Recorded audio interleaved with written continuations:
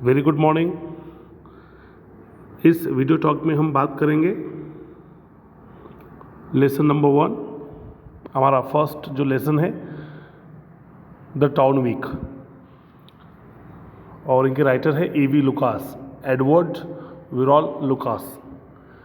इनका जो बर्थ है वो हुआ था 1868 में और इनकी डेथ हुई थी 1938 में। You can see on the screen. सबसे पहले हम थोड़ा सा डिस्कस करेंगे राइटर के बारे में। He was an English essayist, novelist, poet, journalist, biographer, autobiographer, short story writer, playwright and satirist। तो ये भी एक मल्टीटास्किंग राइटर रह चुके हैं। बहुत सारे इन्होंने काम किए हैं लिटरेचर में। He joined as an apprentice with a bookseller at the young age of 16। तो ये कुछ जो बातें हैं कि इन्होंने 16 की एज में अप्रेंटिस करके एक ट्रेनिंग करके ज्वाइन किया था बुक सेलर को, और ये एक इंग्लिश एसेइस्ट है या फिर नॉवेलिस्ट है। ये बातें आपको इसलिए ख्याल में रखनी है क्योंकि आपको मल्टीपल चॉइस क्वेश्चंस के आंसर करने हैं in your exam. He went on to become a journalist. बाद में ये जर्नलिस्ट बने। He had a long stint with the humorous magazine punch.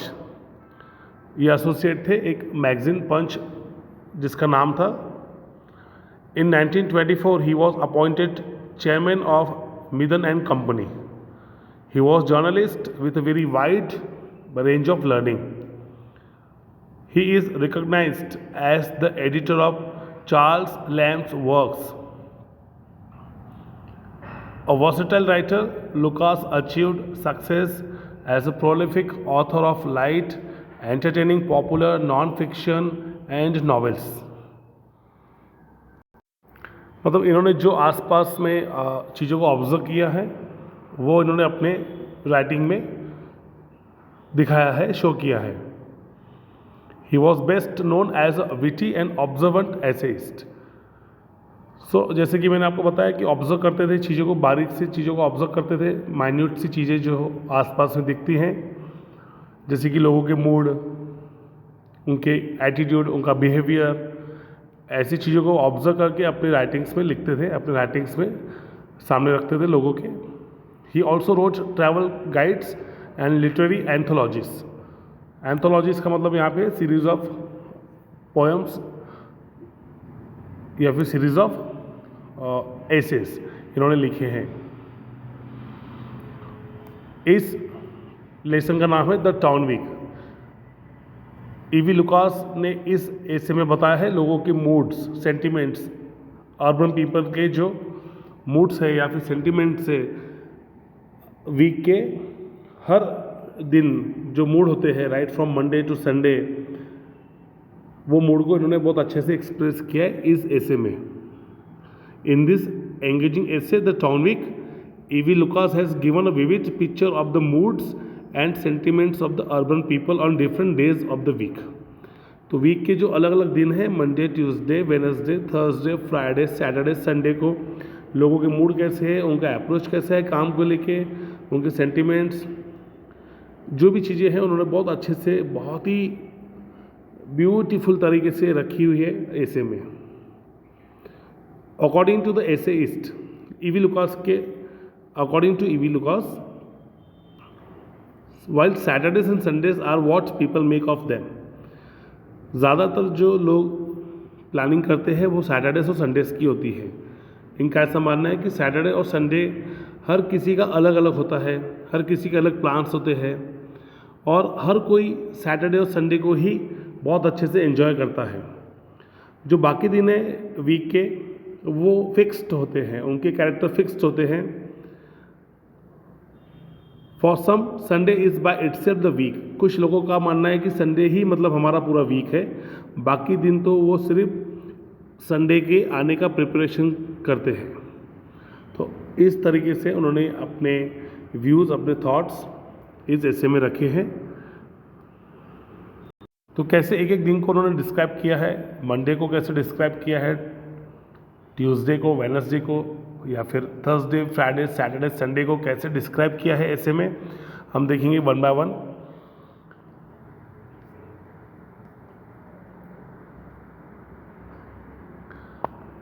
The tone week EV Lucas very artistically painted various moods and attitudes of the urban people in the 7 days of a week। पूरे week के जो 7 दिन होते हैं, उन 7 दिनों में जो लोगों के मूड होते हैं, एटीट्यूड्स होते हैं अर्बन पीपल के, वो यहाँ पे डिस्क्राइब किए गए बहुत ही अच्छी तरह से। सबसे पहले हम बात करें मंडे की। ऑन मंडे, जैसे कि आप स्क्रीन पे देख सकते हैं, यहाँ लिखा हुआ है on Monday people wake up from their dreamy and lazy languor. Dreamy and lazy languor का मतलब है कि जो उनका इनएक्टिव मूड है वहाँ से वो बाहर आते हैं, क्योंकि संडे को और सैटरडे को उनका मूड था इनएक्टिव। मंडे को थोड़ा वो उनको एक्टिव होना पड़ता है, क्योंकि उनको ऑफिस जाना है या उनको अपने काम पे जाना है। The day seems flat as if without any colour and flavour. इसलिए मंडे होता है without any colour, without any flavour. ये होता है एकदम डल, क्योंकि लोगों को वापस काम पे जाना है। The fun and relic of the Saturday and Sunday have gone. तो जो संडे और सैटरडे का जो फन था, जो मस्ती थी, जो एन्जॉयमेंट था, वो यहाँ पे एंड होता है। They look Morris and pale, इसलिए वो बहुत ही कमज़ोर और डल मालूम होते हैं मंडे को। A dull and monotonous life is going to eat them up once again.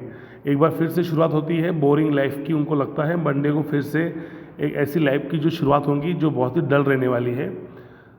Reluctantly people come back to their work places from their village home. अगर जो लोग अपने गांव गए हुए हैं, विलेज गए हुए हैं, वहाँ से लौटते हैं काम के लिए, इसलिए वो बहुत ही डल होते हैं, क्योंकि जो सैटरडे संडे था वो बीत चुका है। The town becomes populated and busy. फिर से अर्बन जो टाउन है वो कैसा हो जाएगा, पॉपुलेटेड हो जाएगा, लोगों की भीड़ जमा हो जाएंगी और सब लोग बिजी हो जाएंगे। The local trains are overcrowded. जो सैटरडे संडे को ट्रेन्स खाली दिखी थी, अब वो ओवर क्राउडेड दिख रही हैं। They do not put their interest into their work, so most of the time they enjoy gossiping with their colleagues about their weekend spending. तो जैसे हमने सैटरडे संडे बिताया, किस तरह से बिताया, क्या किया, इसी डिस्कशन के साथ में मंडे बीतता है। यही डिस्कशन चलता है कलीग्स के साथ, हमारे साथी जो है उनके साथ, हमारे फ्रेंड्स के साथ में, इसी डिस्कशन के साथ में कि हमने सैटरडे संडे कैसे बिताया, और इसी डिस्कशन में हमारा मंडे बीत जाता है। The laziness of Monday almost ड्राइज up on Tuesday. फिर ट्यूसडे जब आता है तो हमारा जो लेजीनेस है थोड़ा सा कम होता है और हम थोड़ा काम की तरफ एक्टिव होते हैं।